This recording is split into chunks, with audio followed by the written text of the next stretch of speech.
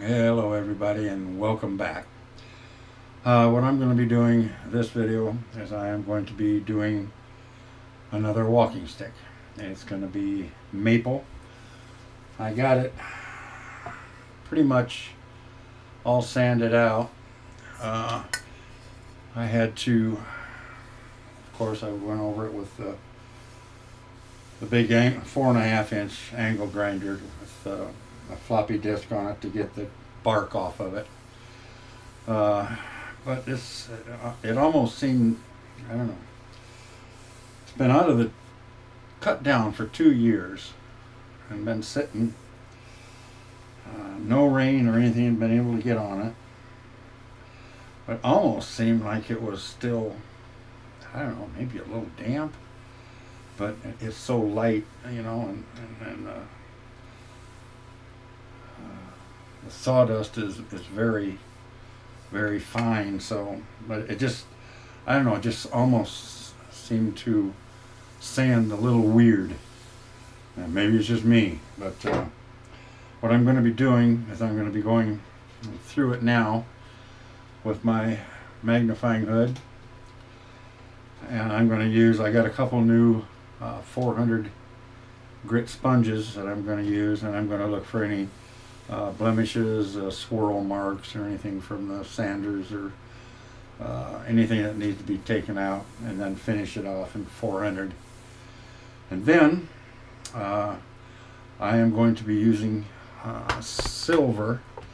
This is the idea that I've got for this one. I'm going to use my I'm probably going to, with the grip area, I'm probably going to put grooves in down the grip area. I've never done that yet, but for the decorations that I'm going to use, I think around the top, on the top here, and then maybe swirled down around, is going to be silver. Let me get it out here. I'm hoping that I'll be able to see it. I drill holes, and boy, I don't know if you'll be able to see this or not. No, you won't. Maybe I can pick it up and hold it here. In here, little silver pieces, and I will drill a hole, tap those silver pieces in, and drill a hole a little bit smaller, and they're dead soft, so be able to file them down. Well, actually be able to cut them real short with my flush cutting side cutters, and then be able to sand it down real good. And then I'm going to use a dark walnut stain and stain the whole thing, and then use a steel wool, 4/0 steel wool, and go over, especially around where the pieces of silver are, and make sure that they stand out real shiny. And hopefully I'll be able to do some of this before I can, before this weekend. I'm running real short of time. It's been kind of a crazy couple weeks, but I'm going to try to get a video out for this weekend. But that silver is going to take some time, because I'm going to have to mark it out, and then mark where I want the holes, and then drill the holes, and then put the silver in. So we'll see how it goes, but let's not get ahead of ourselves too far. I'm going to put my stuff on, get the camera around, and we'll check the stick out for blemishes. Okay? Okay.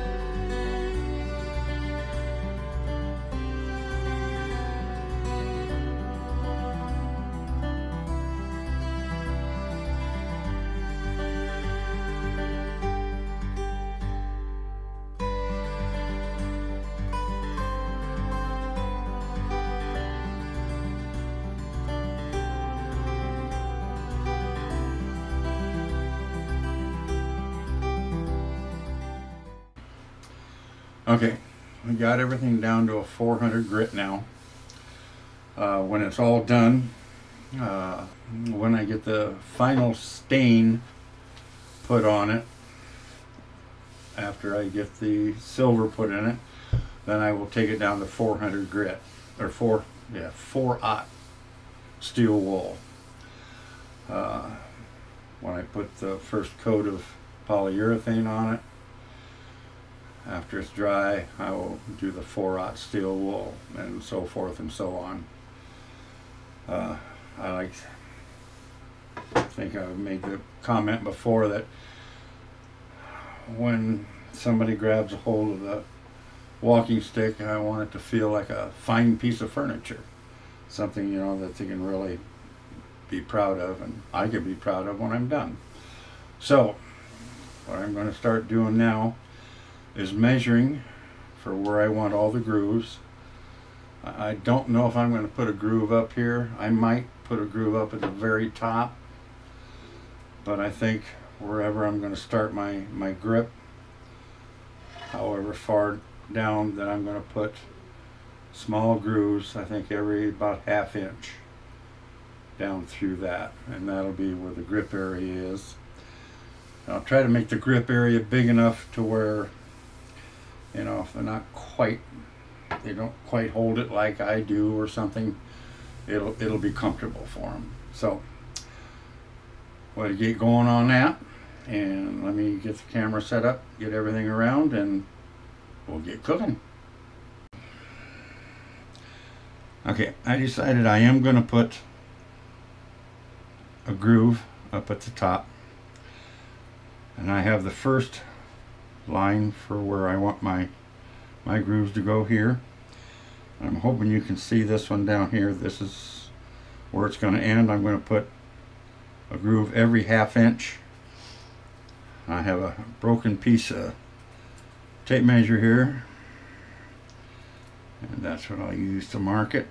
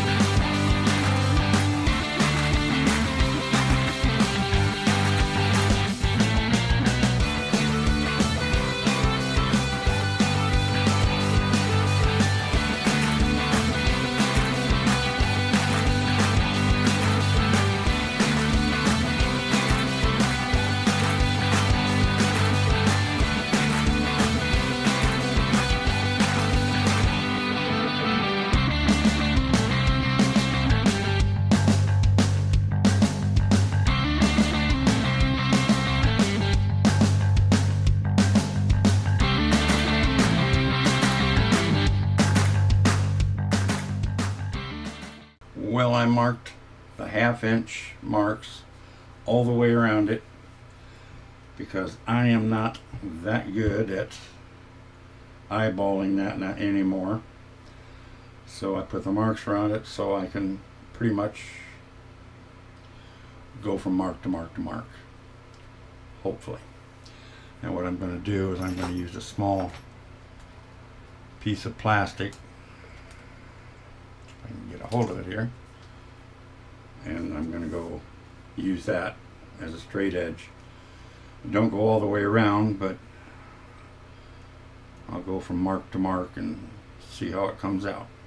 Alrighty, let me get the camera set up and we'll get rolling. Well everyone, I did it again. I forgot to turn the video camera back on. I don't know what is wrong with me.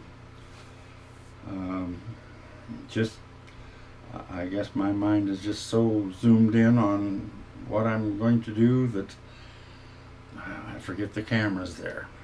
But I am sorry, I apologize. I think I got a little bit of it. It's just weird. just weird. Anyway, I will try my best not to forget the camera when I do the other things. But what I'm going to do on this, I think, now is to get the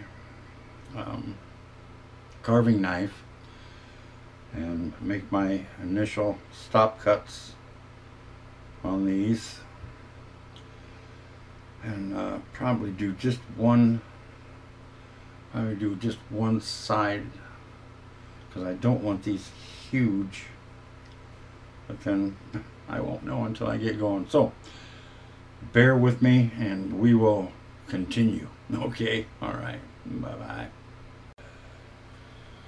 Okay, here we go. And I see the camera is on.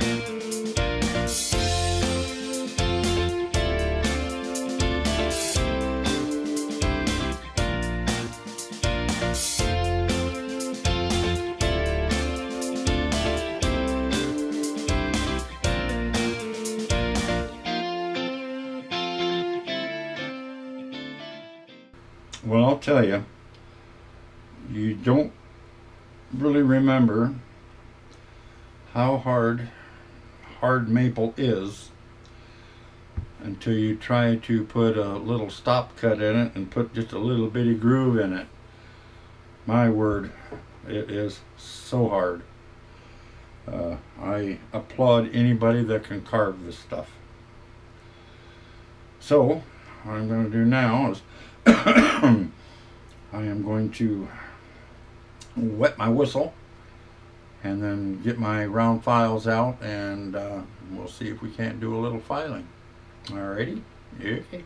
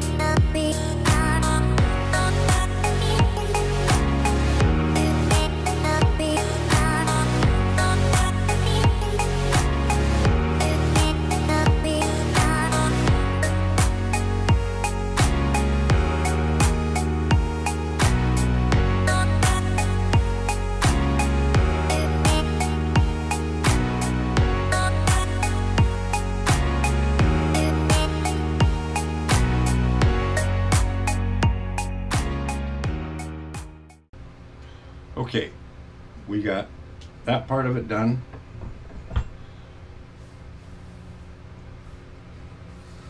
It was hard on my hands, but I really didn't want to hit it with the Dremel. But I think it looks pretty good. And of course I'll put color in it. Now I get to figure out exactly how I want to do the silver. I believe I will do a silver ring up here of the dots. One here, one here, and then I think I'll do a spiral down so far. I have to see exactly if I'm just going to do one spiral or two. Have to see.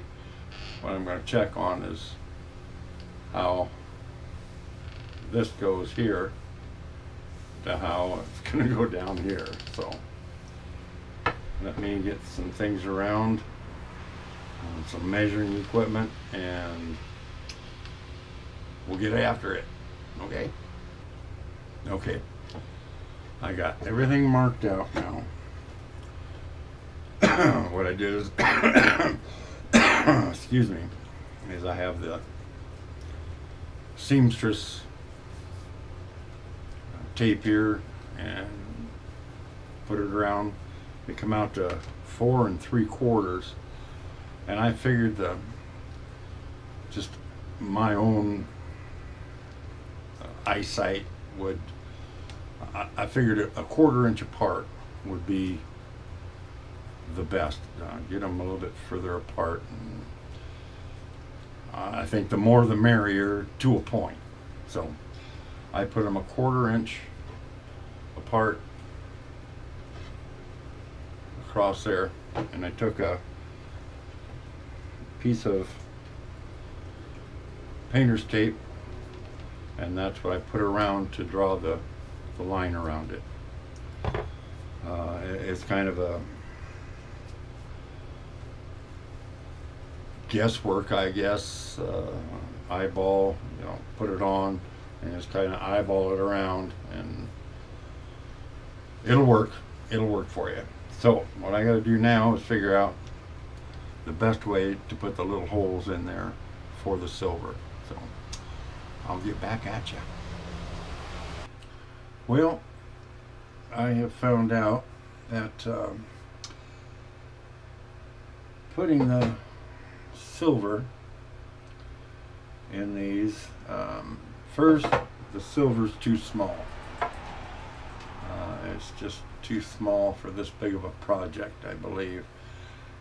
This took me a long time to get that silver in there, sanded down.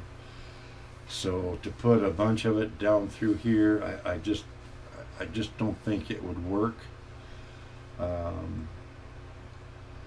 So what I'm going to do, I believe, is I am going to use my scale on my my burner, wood burner, and use the scale and tips to put round circles down through, swirl, and put like three lines of them swirling down, and then color them in, because I'm going to color the bands in and put them in different colors, and then I'll do actually the circles in different colors too. So it'll be kind of the same but different, I guess you could say. So let me figure out how I'm going to get this all done, and then I will get back to you, and we'll get cooking on it. And remember, everyone, get your hiking stick, your walking stick, your cane, whatever you use, and get out there and do some walking, because nature is beautiful.